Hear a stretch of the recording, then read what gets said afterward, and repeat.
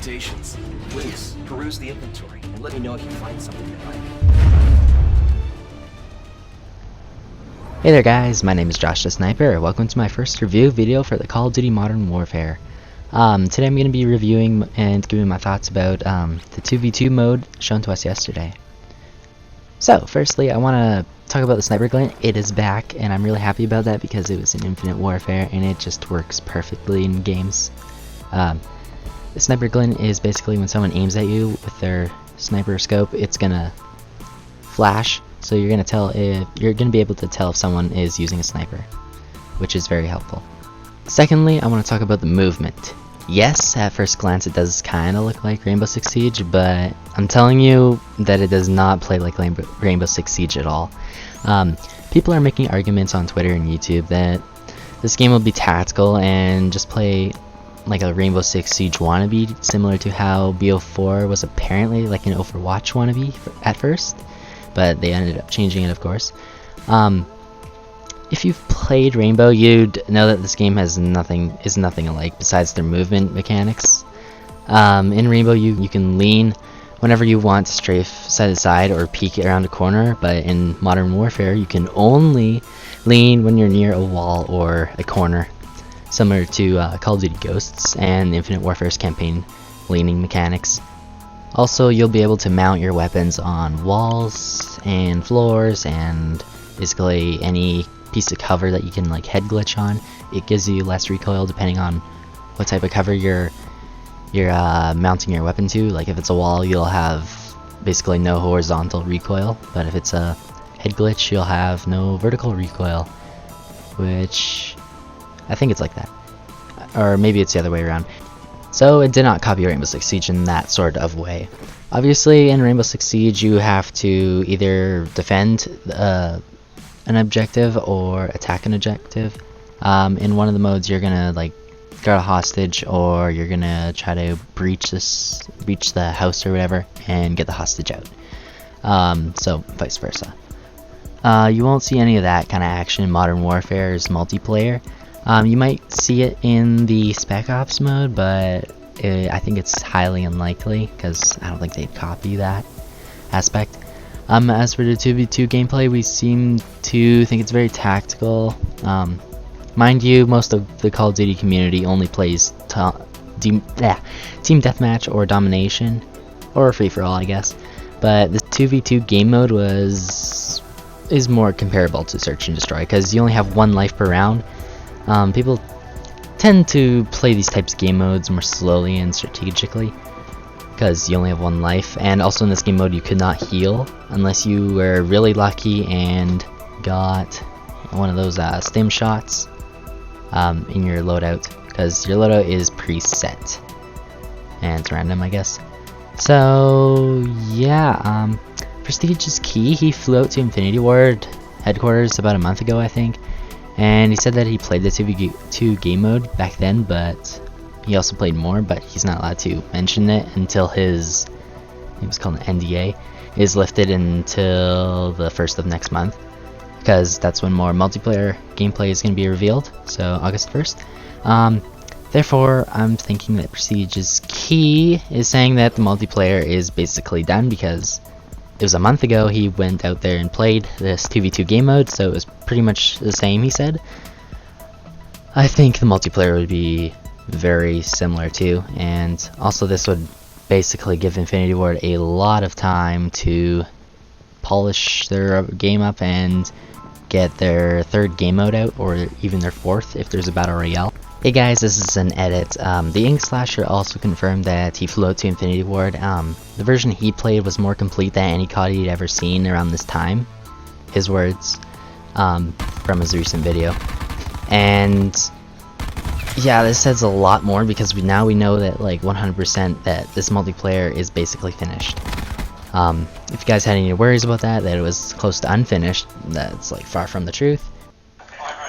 The point of it, does it feel like COD? Yes, very much so. It does. The thing that feels like major different is the animations, but it's like it's a good thing. Let's see. I'll talk more about this though later on. about the co-op and the Battle Royale rumors, once I get more information, of course. So, anywho, don't be so worried about Modern Warfare not having enough maps or content at launch, because, yeah, Inkslasher also told us that there's going to be 16-player bracket tournaments for this game mode. The tournaments in this game are going to launch with the game, I think, and the Inkslasher really likes these tournaments. He ended up actually winning this 16-player bracket tournament, and he was with Exclusive Ace when he did that. I'll link his video in the description because it was pretty good. So yeah, they probably are pretty good at this 2v2 game mode. There's a lot of skill, I guess, needed. Of course, they aren't as probably skilled as the gamer or the streamers. They were streaming recently for us, but sorry, no offense. But yeah, that was a whole tournament they won, which is pretty cool. Infinity Ward also tweeted on Twitter that, well, of course it's on Twitter, but they were planning on expanding the 2v2 game mode. Someone asked them about like other LTMs and to take notes, and the guy's like, oh yeah, we've already done that. Like, he also suggested like snipers only, like no scopes, and then also melee battles on this 2v2 tournament. In this 2v2 game mode, we actually did see 2 different game modes. One was where every player was assigned a certain class, and the other was when you had a pistol and there was weapons around the map that you could pick up. Kind of similar to a Battle Royale in that sense, but yeah. World War II did do something similar to this 2v2 game mode in the HQ called the 1v1 pit, I believe. And the Sledgehammer devs didn't expand on this game mode too much, but I believe they did change the map once during the event, the Resistance event. They added like a truck in the middle of the map, and you could like climb in the back. It had like a roof in the back too, so it's one of those kind of trucks. But yeah, anyways, MW is probably going to be faster than World War II, as we've seen, because there's a new sprint mechanic. The sprint mechanic's like a super sprint, and let's see, it activates when you press the left analog stick to run twice instead of once. You'll put yourself at a disadvantage though, because if you're caught around a corner or off guard basically, it takes longer to break out of your super sprint into aiming down sights with your gun. I'm not sure if you can shoot faster, but like just as fast, but ADS does take a long time to break after or getting out of your super sprint. People are saying this game looks clunky with the new animations they're using for when you're holding your gun. To me, it looks similar to how Battlefield 5 performs in a first-person perspective, I guess. You kinda jerk a little bit when you're stopping from a sprint, but it's not really noticeable to me. Although this looks different for a COD player, I guess, it doesn't take long to get used to. There was also a slide mechanic. I'm really happy about this because World War II got rid of the sliding mechanic, and BF4's sliding mechanic just doesn't feel as smooth as Infinite Warfare's does. Because in Infinite Warfare you can like slide and jump, and it feels like really smooth slide and jump. I really like how the sliding works and looks in Modern Warfare. It is fast and you slide a pretty good distance. It's between the sliding of Ghosts and Infinite Warfare, I'd say. Close to Black Ops 4, but it's faster. All in all, it's pretty much exactly what I wanted. One concern I did hear from a YouTuber called The One Boom was that the sliding might become annoying with shotgun users, because in the gameplay we did watch, there was a shotgun user who did slide and kill a guy around a corner. But I don't think it's going to be annoying, because if you do catch that shotgun user, you know where they are. The time to kill is pretty fast, so you should be able to kill them before they kill you, is what I'm thinking. I think we just need to play the game though, you know. Sliding was kind of annoying in Infinite Warfare, when you could just run around with the M2187s or the models and just slide around corners, because there was one challenge where you had to get sliding kills with shotguns, which kind of led people to slide with the shotgun, you know. But yeah, maybe shotguns just shouldn't be able to shoot while sliding. Enemy USB in your vicinity. Next, I want to talk about the time to kill. Boom mentioned that this time to kill was very fast, as I said already, because I think a lot of this comes from people playing Black Ops 4 though, because the time to kill in there is like you get 150 health instead of 100. It was just the time to kill was longer. I think we should play the beta and then judge the time to kill after that. But yeah, I see where he's coming from. It does look maybe a little bit fast. I would agree, just a sliver too fast, you know. I've been playing a mix of Black Ops 4 and IW's multiplayer lately, and that is kind of why I think it's a sliver too fast. Anyways, we have bullet travel time again. I know it sucks. This will, and I mean really will, annoy the living soul out of me, because when I played Infinite Warfare back in the IW life cycle, the Infinity Ward devs decided kill trading would be good in multiplayer, and yeah, they implemented it in a way that caters towards the worst connection players. So basically, if you had a worse connection and you killed someone basically before you, but your connection's worse, both players die instead, which is kind of annoying because you'll kill someone if you have a better connection, then you'll just die automatically later. It's like, what? No one advances from it. It's not like it's good or anything. No one advances in their kill streaks. The reason I did quit Infinite Warfare for a while was because of the kill trading, and I remember it specifically because I ended up on Genesis getting 3 or 4 kill trades in a row. And yeah, Genesis is the remake of Strike Zone or Dome. It's not quite exactly the same, but it's really close. Even in Black Ops 4's Blackout mode, I've nearly point blank SMG'd someone while they've been using the assault rifle at a close range, like point blank, and we did a kill trade. And yeah, they don't use a connection kill trade system though, because they use bullet travel time.